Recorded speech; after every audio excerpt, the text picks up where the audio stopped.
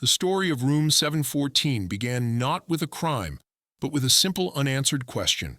On the morning of October 26, 1983, housekeeping at the prestigious Grand Meridian Hotel performed their daily rounds. When they reached the 7th floor, they noted the Do Not Disturb placard hanging from the handle of 714, and, following policy, they moved on. This was not unusual. Guests often desired privacy, especially those traveling for business, as the man in 714 was presumed to be. He had checked in 2 days prior, on October 24th, under the name Arthur Finch. He had been quiet, unremarkable, and had requested a room on a high floor, away from the noise of the street. The next day, October 27th, the sign was still there. Again, housekeeping passed by. Hotel policy allowed for 2 full days of uninterrupted privacy before management was required to perform a welfare check. The rule existed as a delicate balance between guest autonomy and the hotel's responsibility for their safety. By the morning of October 28th, the day Arthur Finch was scheduled to check out, the placard had not moved. He had not answered the room's telephone, and his bill remained unsettled. A quiet unease began to permeate the hotel's managerial staff. The assistant manager, a man named David Crosley, made the decision to investigate. Accompanied by the head of security and a senior housekeeper, Crosley ascended to the 7th floor. The hallway was silent, insulated by thick carpeting and heavy doors. Standing before room 714, they followed protocol. Crosley knocked firmly 3 times. "Mr. Finch, this is the hotel management." There was no response. The silence from within the room was absolute. After waiting a full minute, he knocked again, announcing that they would be entering the room for a welfare check. The head of security then inserted the master key into the lock. The key turned smoothly, and the lock mechanism audibly disengaged. Yet when the security chief tried to push the door open, it moved less than an inch before stopping with a solid thud. He tried again, putting his shoulder into it, but it was firmly held. It was bolted from the inside. More specifically, 2 separate locks, operable only from within the room, were engaged. The first was the deadbolt, a solid piece of steel that slid into the door frame via a thumb turn on the interior handle. The second was the security latch, a swinging metal bar that allowed the door to be opened slightly while still keeping it secured. Both were fastened. The situation had now escalated. A room locked in such a way implied, with near certainty, that someone was inside. The possibility of a medical emergency was now the primary concern. After a brief hush consultation in the hallway, the decision was made to force entry. The security chief used a heavy tool to pry the door frame away from the locks. The wood splintered and groaned. With a final jarring crack, the security latch broke free from its moorings and the deadbolt was forced back through the damaged frame. The door swung open into the silent room. They found nothing. The room was empty. It was not just empty of its occupant. It was eerily pristine, almost sterile. The queen-size bed was perfectly made, the pillows fluffed, the duvet smooth and uncreased. There was no sign that anyone had slept in it the previous night. On the small desk by the window, a newspaper from 2 days prior lay neatly folded. Beside it, the room service tray from that same evening sat with its dishes neatly stacked, the meal apparently finished. On the nightstand, a wallet lay next to a set of keys. The room was still and silent. The investigators who arrived later that day were confronted with a paradox before their work even began. They stood in a room that had been sealed from the inside, a room that had required force to enter. Yet the person who must have sealed it was gone. Their work started with the door itself. The primary lock, operated by the key, was functional. The deadbolt, though now useless, due to the damaged frame, showed no signs of external tampering.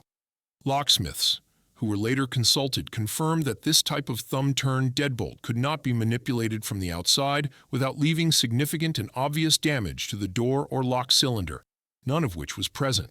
The broken security latch told a similar story. It was a simple, robust design, and it too could only have been engaged by someone standing inside the room. The only damage it had sustained was from the forced entry. The conclusion was unavoidable. Someone had locked both the deadbolt and the security latch from inside room 714. The search then moved to other potential exits. The room had one large window overlooking the city's financial district. It was a modern hotel, built with safety in mind. The window could only be opened a maximum of 5 inches, a gap far too small for any adult to pass through. Furthermore, the latch on the window was securely fastened from the inside. Detectives noted the exterior of the building. Room 714 was situated on a sheer vertical face of brick and glass. There were no ledges, no balconies, no fire escapes, and no nearby structures. The distance to the ground was a sheer 70-foot drop. The idea of an escape through the window was dismissed as a physical impossibility. They examined the room's construction. The walls were solid, made of concrete and plaster. They sounded them for hollow spaces and found none. The hotel's original blueprints were pulled from the city archives, confirming the room was a standard, self-contained unit with no hidden doors or secret passages. The ventilation system was inspected next. The grate in the ceiling was removed, revealing a duct choked with years of undisturbed dust. The opening was barely 10 inches wide, far too small for a person, and the thick layer of grime inside was completely intact. The bathroom vent was similarly small and untouched. The contents of the room were catalogued with meticulous care. The suitcase on the luggage rack was open. Inside were a few neatly folded shirts, a pair of trousers, and a generic toiletries bag. It seemed the man had only partially unpacked before he vanished. Nothing in his clothing gave any clue as to his origin or destination. His wallet on the nightstand contained $340 in cash and a driver's license with the name Arthur Finch. The address listed on the license was in a different state. The set of keys beside the wallet belonged to no identifiable car or house. They were anonymous, generic keys. A paperback novel rested on the bed, its spine uncracked, suggesting it had not been read. The only personal item that seemed to have been used was a toothbrush and a half-empty tube of toothpaste sitting by the bathroom sink. The towels in the bathroom were all clean, dry, and perfectly folded. The shower was bone dry. The police began to build a timeline of Arthur Finch's known movements. He had checked in at approximately 3 p.m. on October 24th. The front desk clerk remembered him. He had paid for his 4-night stay in cash, which was slightly unusual but not unheard of. He was described as being in his late 40s, of average height and build, with nondescript features and a quiet, almost forgettable demeanor. Hotel security cameras provided the next piece of the puzzle. The footage was grainy, black and white, but clear enough. It showed a man matching Finch's description arriving at the front desk, checking in, and then walking towards the main elevator bank with his single suitcase. He was seen entering an elevator alone. Cameras in the elevator car recorded his ascent. He exited on the 7th floor, turned right, and walked down the hallway toward the location of room 714, disappearing from the camera's view. This was the last time Arthur Finch was ever seen. Investigators spent days reviewing the footage from every camera in the Grand Meridian Hotel. They watched every person who entered or left the building, from the moment Finch arrived until the moment his room was forced open. They cross-referenced footage from the elevators, the lobby, the service exits, and the parking garage. The result of this exhaustive review was chilling. Arthur Finch was never seen leaving the 7th floor hallway. He was never seen on any other floor. He was never seen exiting the hotel. According to the silent electronic witnesses, Arthur Finch walked onto the 7th floor and simply ceased to exist. The investigation expanded beyond the hotel walls. A detective called the police department in the city listed on Finch's driver's license. The address, they were told, was not a residence. It was a vacant lot that had been empty for over a decade. The license itself was deemed a high-quality forgery. The name Arthur Finch yielded no results in any national database. His fingerprints, lifted from a water glass in the room, found no matches in any law enforcement system. The man had no past, no record, no history. He was a ghost. The single phone call made from his room was traced.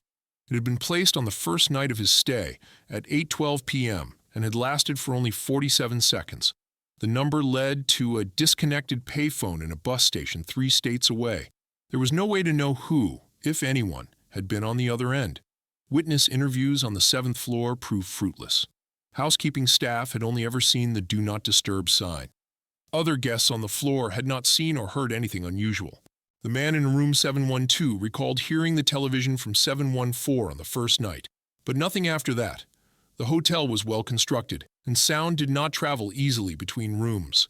The case was a perfect circle. A man who did not exist checked into a hotel, entered a room, and vanished. The room was locked from the inside with no other way out. All of his possessions, including his money and his fabricated identity, were left behind. There was no evidence of a struggle, no sign of foul play, and no indication that he had ever left. Music. The first and most obvious theory the investigators considered was that Arthur Finch had taken his own life. This would explain the desire for privacy and the door being locked from within. People seeking to end their lives often go to great lengths to ensure they are not discovered or interrupted. However, this theory collapsed under the weight of one simple, insurmountable fact: there was no body. A person cannot commit suicide and then make their own body disappear from a sealed room. Forensic teams had swept the room for any biological evidence. They found nothing. There were no bloodstains, no signs of poison, no trace of a deceased person ever having been there.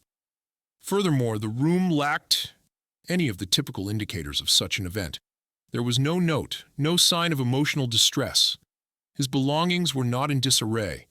The scene was one of calm and order, not of turmoil. The suicide theory, while initially plausible, created more questions than it answered. The second major theory was that Finch had engineered a cunning escape. This presumed that Arthur Finch was a man on the run, and the entire hotel stay was a carefully orchestrated piece of theater designed to create a vanishing point. His fake identity certainly supported this line of reasoning. But this theory immediately ran into the problem of the locked door. How could a person exit a room and then lock not one but two locks from the outside, which were designed exclusively for interior use? Investigators brought in professional locksmiths to explore the possibility. The locksmiths spent a full day working on an identical door and lock set installed in a workshop. They tried to manipulate the deadbolt's thumb turn, using thin wires, flexible plastics, and custom-made tools inserted through the gap between the door and the frame. Every attempt either failed completely or left deep, obvious scratches and gouges in the wood and metal. The door to room 714 had no such marks. They considered the security latch as well. Its design was even more resistant to outside tampering. To engage it from the outside would require a tool that could somehow reach in, swing the heavy metal bar over, and drop it into its cradle. They concluded that doing so without leaving any trace was mechanically impossible. Perhaps, some detectives speculated, Finch had an accomplice. This accomplice could have been hiding in the room when Finch entered, or entered later. They could have assisted in the disappearance and then locked the room from the inside to create the illusion of a solo vanishing act. But this only shifted the problem. If an accomplice locked the door from the inside, how did the accomplice then get out? They would be faced with the exact same impossible situation. If two people were in the room and one vanished, the other would still be trapped inside the sealed room. The accomplice theory only complicated the paradox without resolving it. Could the accomplice have let Finch out and then somehow rigged the locks to close after them? This was also explored. A device would have to be placed on the inside of the door that could turn the deadbolt and swing the latch after the door was closed. No such device was found. There were no strings, no adhesives, no mysterious mechanisms left behind. The room was clean. The investigation circled back to the CCTV footage. If Finch had escaped, he must have exited the building. Perhaps he had a masterful disguise. Detectives re-examined the footage, this time specifically looking for anyone who might have been Finch in disguise. They scrutinized every guest, every employee, every delivery person. They analyzed gaits, heights, and body shapes. But Arthur Finch was so deliberately average that his physical characteristics matched dozens of other men who passed through the lobby. Without a clear face to match, it was impossible to be certain. Yet no one was seen leaving with a suitcase that matched Finch's, and it seemed unlikely he would leave all his possessions behind. The disguise theory remained pure, unsubstantiated speculation. This led to the third major avenue of thought: foul play. Finch, using a fake identity and paying in cash, could have been involved in some form of criminal enterprise. Perhaps he was not a victim of his own plan, but of someone else's. Maybe he was silenced by an enemy. This theory, however, faced the same intractable logistical problems as the suicide and escape theories, only now they were magnified. A perpetrator would have had to enter the room, neutralize Finch, remove his body, and then seal the room from the inside before making their own impossible escape. Removing a body from a hotel without being seen is an exceptionally difficult task. It would have had to happen sometime between the night of the 24th and the morning of the 26th. Investigators found no reports of unusual sounds, no unexplained stains in the hallway, and no sign on the CCTV footage of anyone moving a large, heavy object out of the 7th floor corridor. And even if a murderer could have accomplished the silent, invisible removal of a body, they would still be left with the core conundrum, locking the deadbolt and security latch from the outside. The act of murder would not grant the killer magical powers. They would be bound by the same physical laws as Arthur Finch. Could the killer have been a hotel employee? An inside job was considered. A staff member might have a unique knowledge of the building. But again, the investigation hit a wall. No employee had a key that could bypass a deadbolt locked from the inside. Staff movements were largely tracked by schedules and security cameras, and no one's activities raised any suspicion. Furthermore, there was no motive. Finch's money was left in plain sight. It was not a robbery. With all logical avenues leading to dead ends, a fourth, more disturbing theory began to take shape in the minds of the investigators, even if they never voiced it officially. What if Arthur Finch never left the room at all? What if he was still in there when the police arrived? This idea seemed absurd on its face. The room was not large. It consisted of the main bedroom area, a small closet, and a bathroom. 4 officers had conducted the initial search, and it had been systematically taken apart by the forensic team. There was simply nowhere for a person to hide, but they rechecked everything. They looked again at the blueprints. They measured the room's dimensions and compared them to the neighboring rooms, searching for any discrepancy that might suggest a hidden cavity or false wall. The measurements were exact. The construction was solid. They examined the furniture again. The bed was a standard hotel base and mattress. The desk, the chairs, the television stand, all were simple, functional pieces with no hidden compartments. The closet was shallow. The idea that a grown man could have concealed himself from such a thorough search was not credible. The case file for the disappearance of Arthur Finch grew thick with reports, interviews, and forensic data, but none of it pointed toward a solution. It was a collection of negations. There was no evidence of suicide, no evidence of escape, no evidence of foul play, and no evidence that he had remained in the room. Each possibility was systematically disproven by the facts on the ground. Years passed. The Grand Meridian Hotel eventually renovated the 7th floor. Room 714 was recarpeted, repainted, and refurnished. It was given a new number in an attempt to erase its strange history.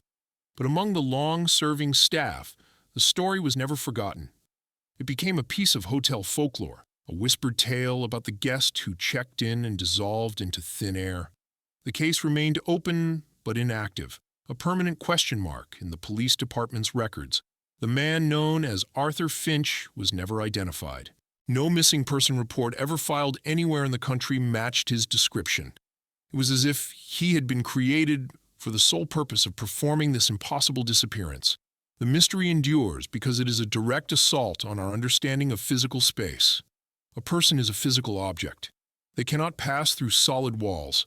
A door bolted from the inside cannot be opened from the outside. These are simple, fundamental truths. The case of Arthur Finch seemed to violate them all. Speculation eventually drifted into more esoteric realms. Some observers, removed from the official investigation, proposed fringe theories. They spoke of paranormal events, of dimensional slips, or of a man who had somehow achieved a state of non-existence. These ideas were, of course, untestable and offered no comfort to the rational minds that had tried and failed to solve the puzzle. But the persistence of such theories spoke to the deep human need for an answer, any answer, when confronted with a true void. The absence of evidence became, for some, evidence of the unexplainable. The silence of room 714 was so profound that it invited any number of wild suppositions to fill it. The core of the mystery can be distilled into 3 irreconcilable facts.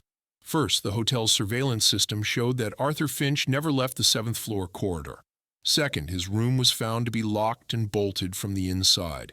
Third, when the sealed room was opened, it was empty.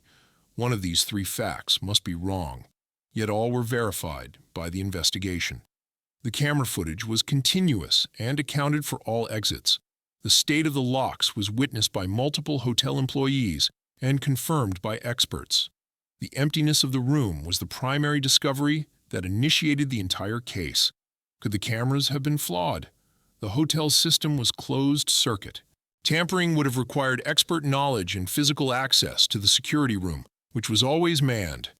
Investigators found no evidence of a glitch, a loop, or a blind spot that Finch could have exploited.